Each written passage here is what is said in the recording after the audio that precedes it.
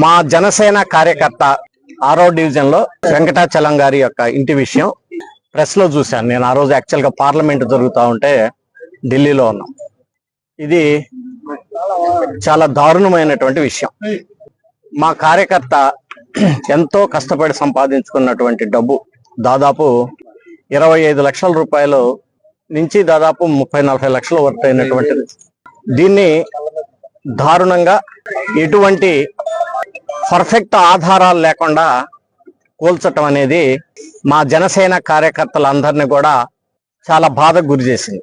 నాకు చాలా మంది మెసేజ్లు పెట్టారు, కొన్ని వందల మంది ఫోన్లు చేశారు, జరిగినటువంటి సంఘటన గురించి వివరించారు. తర్వాత అనేక విషయాలు నేను కూడా సోషల్ మీడియాలో చూశాను. కొంతమంది లాయర్లు కూడా దాని గురించి ప్రెస్ మీట్ పెట్టినటువంటి కూడా వాస్తవాలు ఏంటి అనేది కూడా అవి కూడా మొత్తం కూడా గమనించారు. ఇది ఇద్దరు వ్యక్తులు, ప్రైవేటు వ్యక్తుల మధ్య ఉన్నటువంటి వివాదం.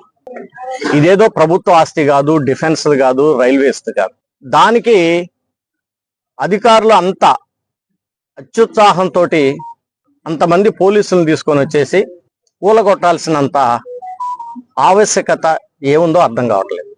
పోనీ ఇది ఒక్క హౌసే మచిలీపట్నంలో అనాథరైజ్డ్గా కట్టారా, లేకపోతే కోర్టు తీర్పు ఇంకా వెయిటింగ్ లో ఉంది కాబట్టి కట్టారా?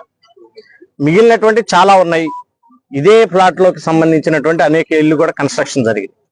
వాళ్ళు అధికారులు కనీసం సెంటరింగ్ వాళ్ళని కూడా కొంత టైం ఇవ్వమని చెప్పేసి అడిగి అది తీసుకుంటామన్నా టైం ఇవ్వకుండా దాన్ని ఆ రకంగా దారుణంగా చేయటం అనేది డెఫినెట్ గా ఒక జనసేన కార్యకర్తగా నేను కూడా చాలా ఈ విషయం మీద ఆవేదన వ్యక్తం చేస్తా ఉన్నాను. అదే రకంగా మా జనసేన జిల్లా వ్యాప్తంగా కూడా కార్యకర్తలు కూడా ఈ విషయంలో చాలా అసంతృప్తిగా ఉన్నారు. అధికారులు ఏదైనా చేసేటప్పుడు పూర్తిగా హౌస్ ఓనర్ తోటి డిస్కస్ చేయాలి, వాళ్ళకి కొంత టైం ఇవ్వాలి, ఆ సెంటరింగ్ లాంటివి కానీ వేదేగది కానీ ఇవ్వాలి. ఈ రోజు లోయర్ కోర్టు ఒక రకమైనటువంటి తీర్పు ఇచ్చింది. ఫర్ ఎగ్జాంపుల్ ఏదైనా ఒక ఆస్తి తగాదాలు 1 నెల 2 నెలలు లాగితే దానికి పై కోర్టు ఇంకొక రకమైనటువంటి తీర్పు ఇస్తుంది. ఇవన్నీ మనం చూస్తూనే ఉన్నాం సొసైటీలో మొత్తం. సో అనవసరంగా దీన్ని ఇలా చేయటం అనేది మాత్రం నేను పూర్తిగా ఖండిస్తా ఉన్నాం. జనసేన కార్యకర్తకి ఎక్కడ అన్యాయం జరిగినా డెఫినెట్ గా మీ అందరం, మిగిలిన కార్యకర్తలు, నేను కూడా కార్యకర్తగా అందరం అండగా ఉంటాం అనేటువంటి విషయాన్ని స్పష్టంగా తెలియజేస్తున్నాను.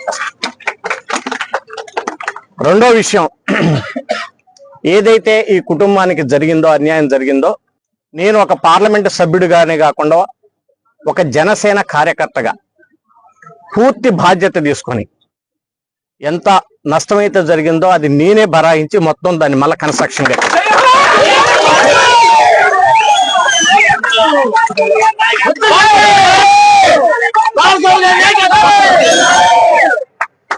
జనసేన అంటే ఒక యూనిటీ.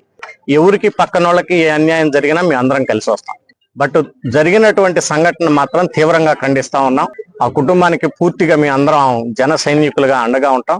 డెఫినెట్ గా వాళ్ళ ప్లాన్ లో అవన్నీ క్లియర్ చేసేసుకొని మళ్ళీ రీఅప్లై చేసుకుంటే నేను బాధ్యత తీసుకొని మొత్తం దాన్ని కన్స్ట్రక్షన్ చేపిస్తాను.